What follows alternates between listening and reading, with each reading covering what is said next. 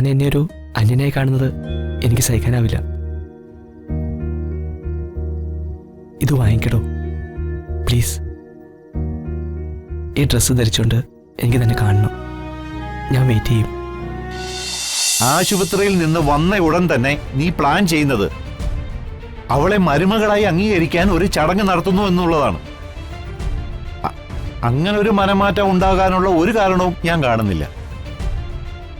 ഐശ്വര്യ മരുമകളായിട്ട് അംഗീകരിക്കുന്നത് തെറ്റാണ് എന്നല്ല ഞാൻ ഉദ്ദേശിച്ചത്.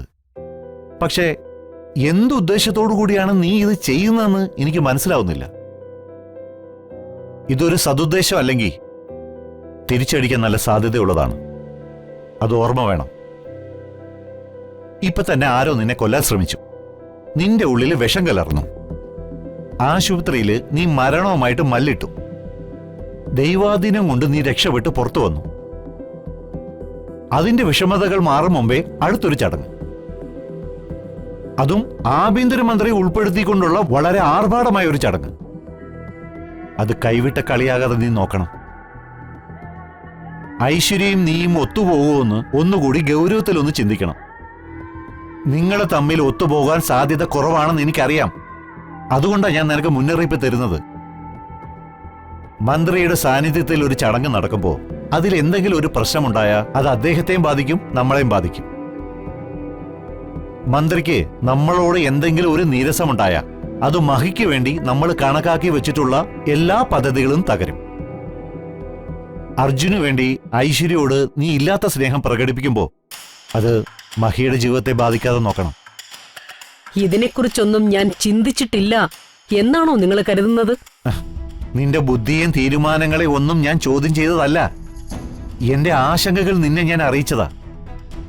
എന്റെ ടെൻഷൻ നിന്നോടല്ലാതെ പിന്നെ വേറെ ആരോടാ പറയുക? നിങ്ങൾ ഒന്നും ആലോചിച്ച് ടെൻഷൻ ആവണ്ട. എല്ലാം ഞാൻ ഭംഗിയായിട്ട് നടത്തിക്കോളാം.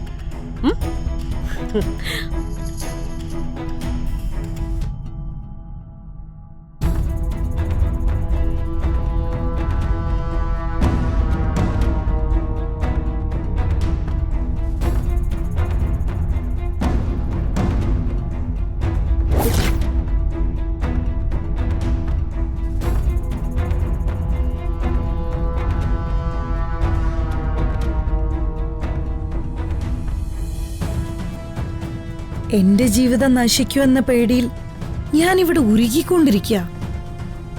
എല്ലാത്തിനും കാരണക്കാരിയായ ചിന്നു ഒന്നുമേ സംഭവിക്കാത്തതുപോലെ എത്ര റിലാക്സ് ആയിട്ടായിരുന്നു പഠിച്ചുകൊണ്ടിരിക്കുന്നത്. ദുഷ്ട.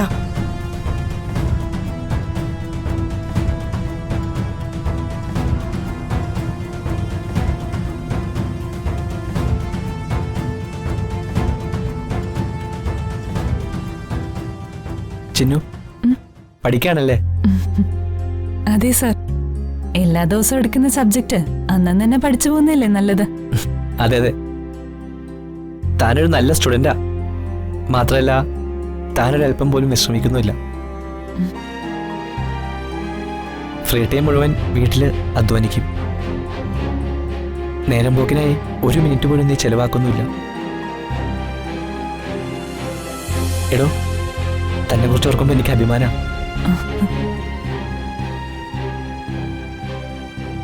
എനിക്ക് നന്നായി പഠിച്ചേ പറ്റൂ സാർ. അച്ഛനു വേണ്ടി എന്തെങ്കിലും ചെയ്യണ്ടേ? ചതിയിൽ കുടുങ്ങി അദ്ദേഹം ശിക്ഷിക്കപ്പെട്ടിരിക്കുമല്ലേ. അമ്മയുടെ അവസ്ഥ എങ്ങനെയാ? അവർക്ക് വേണ്ടി എന്തെങ്കിലും ഞാൻ ചെയ്യണ്ടേ? പിന്നെ ജീവിതകാലം മുഴുവനും വീട്ടുവേല ചെയ്ത് ജീവിക്കാൻ പറ്റില്ലല്ലോ. അതിനുവേണ്ടി കൂടിയാ ഞാൻ പഠിക്കുന്നത്. നിന്റെ കഷ്ടകാലത്തിനെല്ലാം ഒരു അറുതി ഉണ്ടാവും ചിന്നു. ഒന്നുമില്ലെങ്കിലും തൻ്റെ സ്വഭാവത്തിനും സൗന്ദര്യത്തിനും തൻ്റെ നല്ല ഗുണത്തിനും തനിക്ക് നല്ലൊരു ഭർത്താവിനെ കിട്ടും. ഭർത്താവിന്റെ തണലിൽ രക്ഷപ്പെടുന്നതില് നമുക്കൊരഭിമാനം ഇല്ലല്ലോ സാർ. നമ്മൾ നമ്മുടെ കഴിവിൽ തന്നെ പോരാടി ജീവിതത്തിൽ വിജയിക്കണ്ടേ? സ്വന്തം അധ്വാനത്തിൽ രക്ഷപ്പെട്ടു വരുന്നതിലല്ലേ ഒരഭിമാനവും ത്രില്ലും ഒക്കെ ഉള്ളൂ. അത് വളരെ കറക്റ്റാ. തൻ്റെ ഈ നല്ല മനസ്സിന് എൻ്റെ വക ഒരു ഗിഫ്റ്റ്.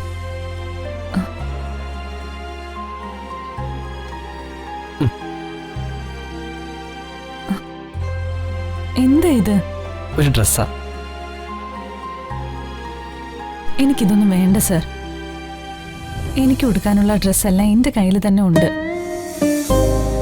ഞാനിത് തനിക്ക് തരുന്നത് ഒരു അധ്യാപകൻ തന്റെ സ്റ്റുഡന്റിന് തരുന്നതായിട്ട് കണക്കാക്കിയാൽ മതി. താൻ എൻ്റെ സ്റ്റുഡൻസിൽ ഏറ്റവും മിടുക്കിയ.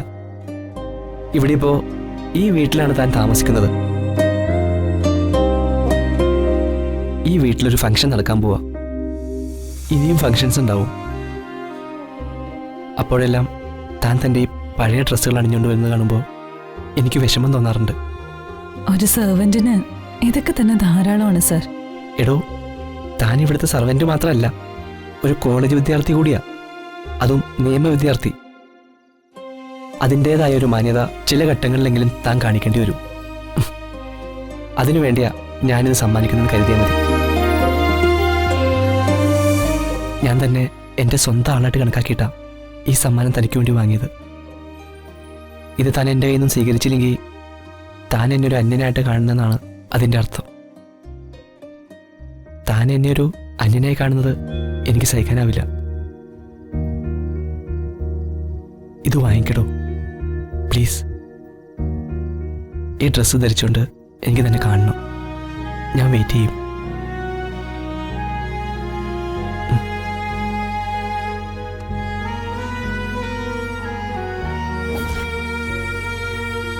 പോയി ഡ്രസ്സ് ഇട്ട് നോക്ക്, പാകാവുന്നുള്ളെന്നറിയാലോ.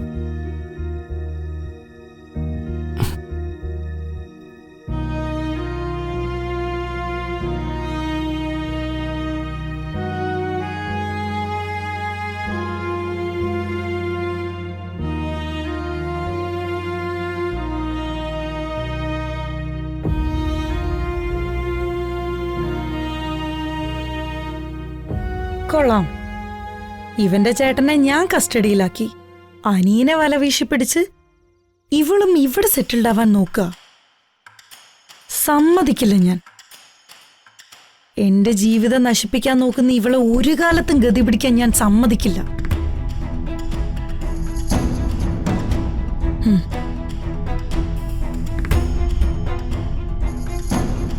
ദാ.